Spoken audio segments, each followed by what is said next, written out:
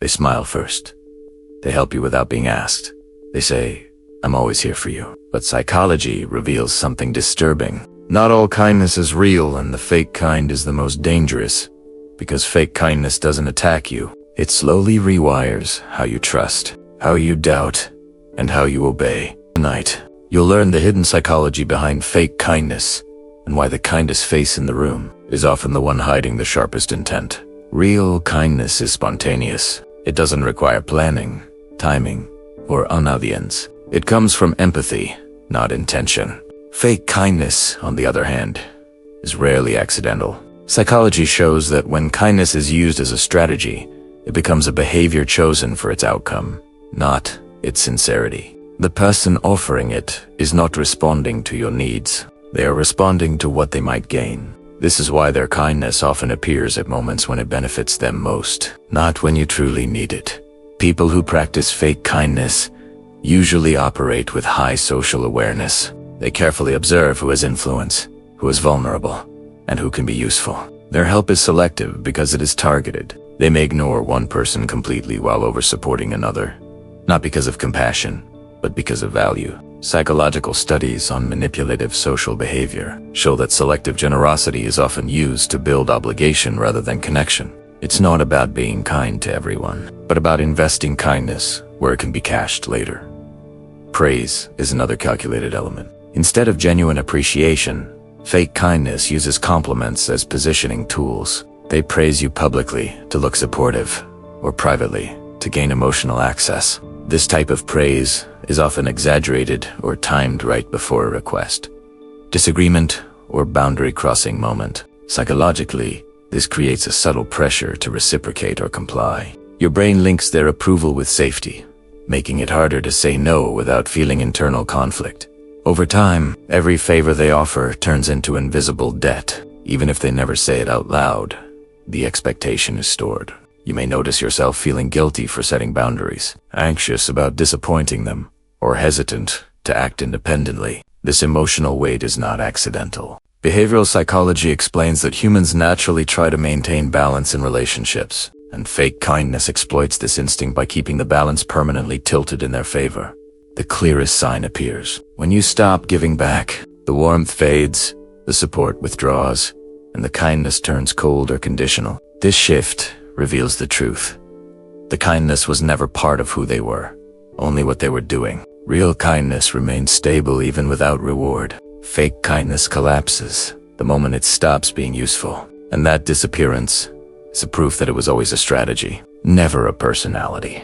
Fake kindness often reveals itself through inconsistency. One moment, the person appears supportive, validating your feelings, encouraging your growth, and making you feel understood. Then, without warning, they subtly contradict you, dismiss your concerns, or undermine your confidence through small remarks that seem harmless on the surface. Psychologically, this inconsistency is not accidental. It creates an unstable emotional environment where you can't predict who they are going to be next, which keeps your attention fixed on them.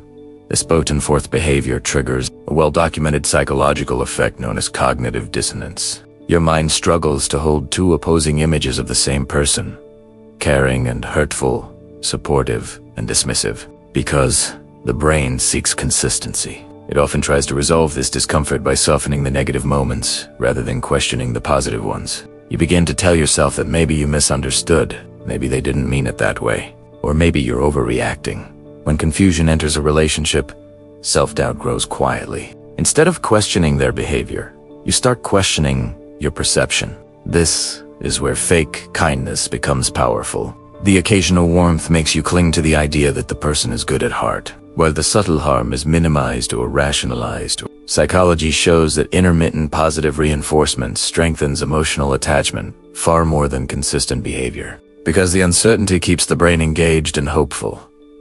As this pattern continues, emotional dependency can form. You may find yourself waiting for their approval, replaying conversations in your head, or trying harder to regain the supportive version of them. The confusion keeps you emotionally invested because your mind believes clarity is just one more interaction away. In reality, the lack of clarity is the design. If their behavior were consistently harmful, you would leave. If it were consistently kind, there would be no control.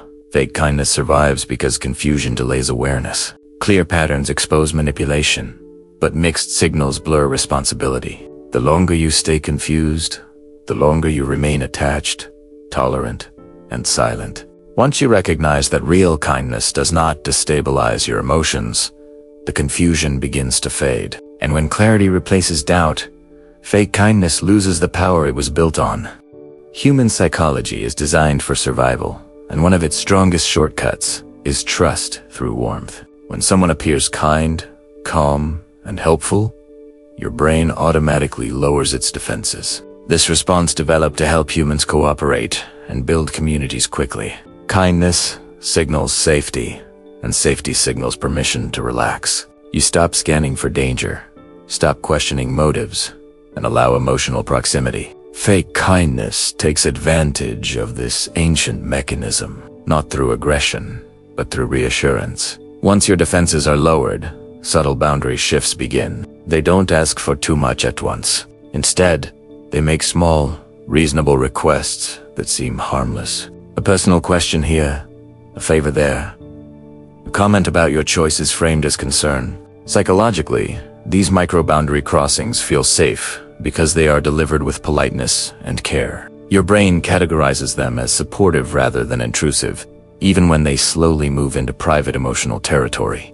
As access increases, information gathering happens naturally. You share vulnerabilities, fears, past failures, and emotional triggers, not because you are careless, but because you feel understood. Fake kindness creates an environment where oversharing feels like connection. Psychology shows that people disclose more when they feel emotionally validated. This information is rarely used immediately. It is stored, remembered, and later applied subtly, often during disagreements, influence attempts, or moments of control.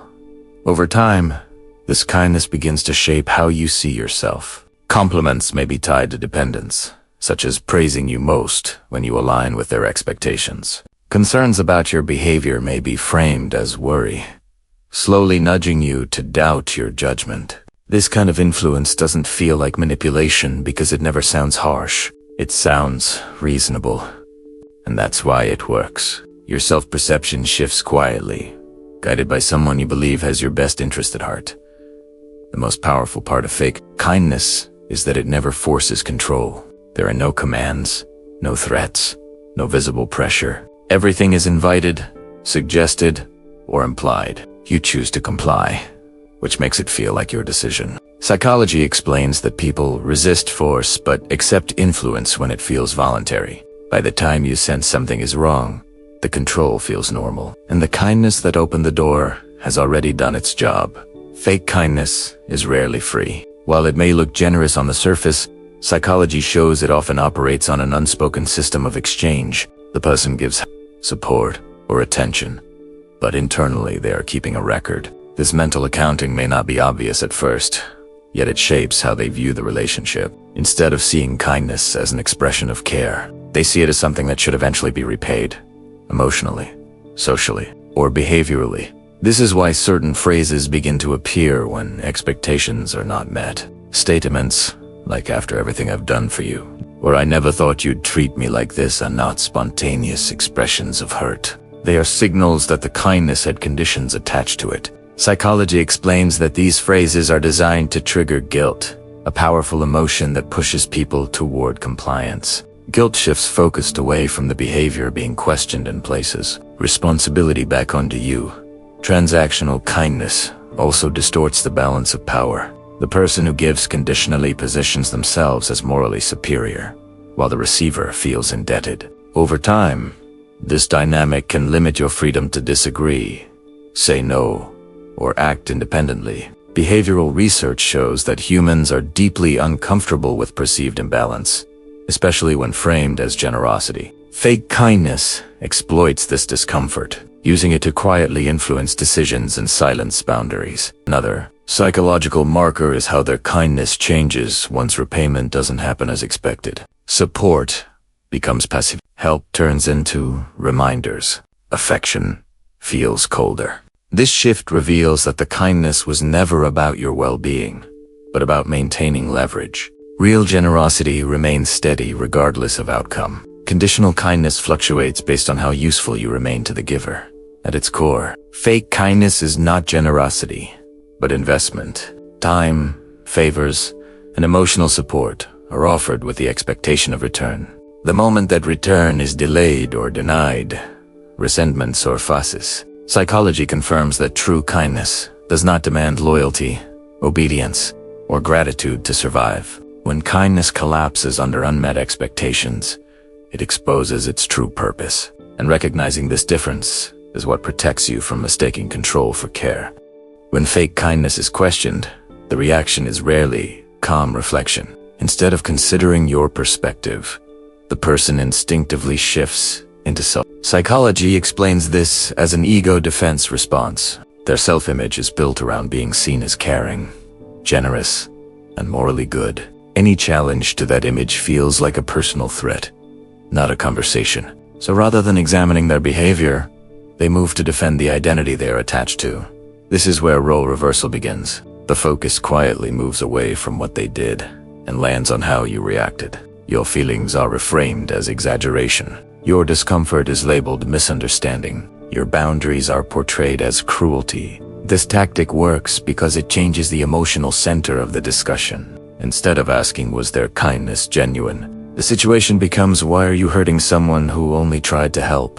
Psychology calls this a form of blame shifting, and it is highly effective in social relationships. Victim positioning is especially powerful because humans are naturally drawn to protect those who appear hurt. Fake kindness leverages this instinct. By expressing disappointment, sadness, or emotional pain, they trigger your empathy. You may feel guilty for speaking up, even if your concern was valid.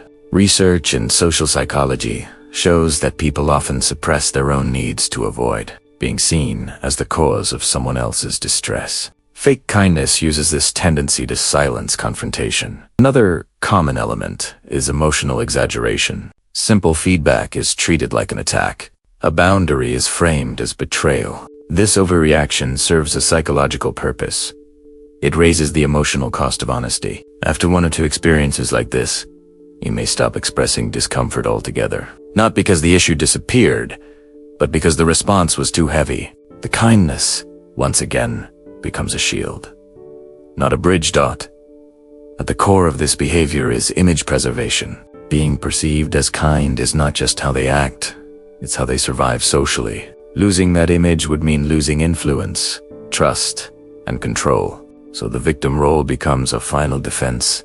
Real kindness can tolerate questions because it doesn't depend on approval. Fake kindness cannot. And the moment someone turns your honesty into their suffering, psychology makes one thing clear. The kindness was never about you. It was about protecting how they are seen.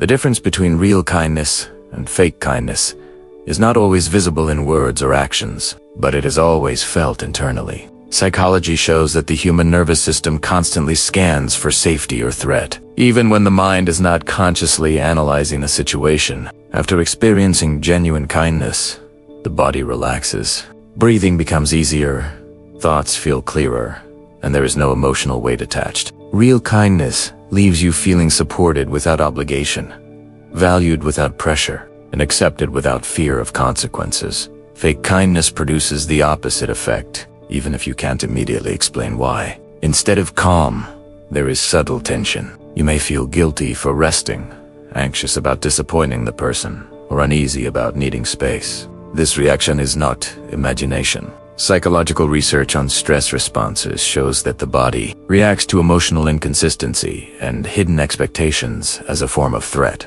When kindness carries conditions, your nervous system stays alert, waiting for the moment that kindness turns into demand. This is why fake kindness is exhausting. It requires emotional monitoring. You start thinking before you speak, adjusting behavior to avoid guilt, and managing someone else's expectations. Over time, this creates mental fatigue and emotional depletion. Psychology explains that chronic emotional vigilance drains cognitive resources, leading to stress, self-doubt, and lowered self-esteem. The kindness that was supposed to feel comforting becomes something you must manage. Real kindness, in contrast, restores energy. It doesn't require performance or repayment. You don't replay conversations afterward or worry about hidden meanings. There is no fear of withdrawal if you say no or choose differently. This kind of kindness strengthens emotional resilience because it reinforces autonomy rather than dependence. Studies in positive psychology consistently show that supportive,